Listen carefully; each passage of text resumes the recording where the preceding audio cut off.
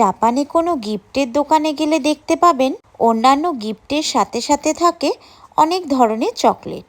আপনি চাইলে অন্যান্য গিফটের সাথে এই ধরনের চকলেটের প্যাকও কাউকে গিফটে দিতে পারেন।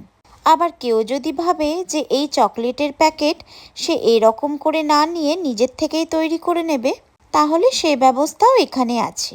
এখানে সাইডেই ঝোলানো আছে অনেক ধরনের গিফট প্যাক।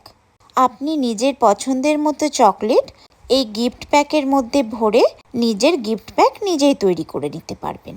তবে এই চকলেটগুলো কিন্তু হাত দিয়ে নয়, এই ধরনের স্পুনে করেই আপনাকে তুলতে হবে।